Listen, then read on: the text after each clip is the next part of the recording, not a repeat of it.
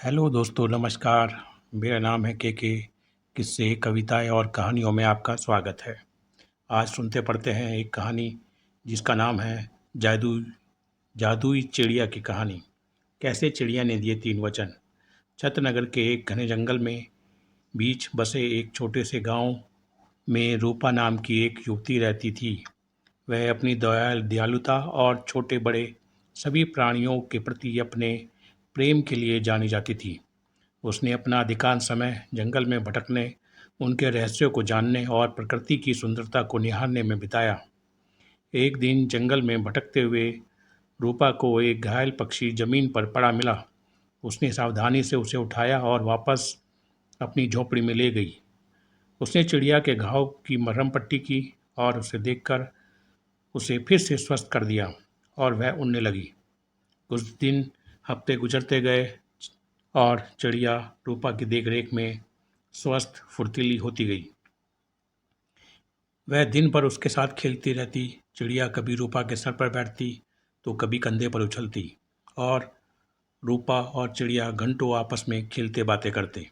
एक दिन चिड़िया ने रूपा से साफ और स्पष्ट आवाज़ में बात की। मेरी जान बचाने के लिए धन्यवाद। इसने कहा, मैं सिर्फ कोई चिड़िया नहीं हूँ, मैं एक जादुई पक्षी हूँ। मेरे पास आपको 3 इच्छाएं देने की शक्ति है।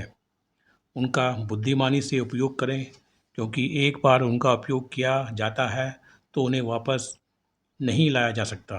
रूपा चकित और प्रसन्न थी। उसने लंबे समय तक और सोचा कि उसे क्या चाहिए। अंत में उसने अपनी पहली इच्छा जाहिर की। मैं अपने गांव के लिए भरपूर फसल की कामना करती हूँ, ताकि कोई भी व्यक्ति भूखा न रहे। अगले ही दिन गांव के चारों ओर से खेत भरपूर फसल से लहला उठे।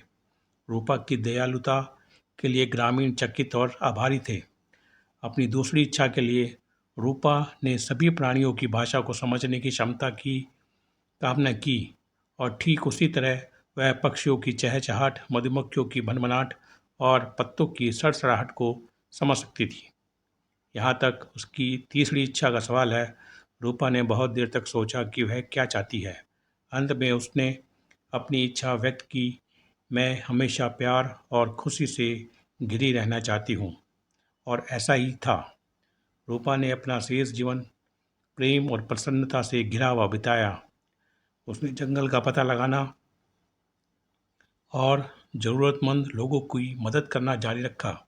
और यद्यपि उसने कभी कोई दूसरी इच्छा नहीं की, वह जानती थी कि जादुई चिड़िया हमेशा उस पर नज़र रख रही थी, उसकी इच्छाओं को पूरा करने के लिए हमेशा तैयार थी, अगर उसे उसकी आवश्यकता थी। सीख: पक्षियों का शिकार न करें, पक्षियों को दाना पानी दें, उनकी सहायता करें। कहानी पसंद आई हो तो लाइक करें, शेयर करें, सब्सक्राइब करें, कमेंट करें। इसी के साथ इजाज़त दें। फिर मिलेंगे। नमस्कार।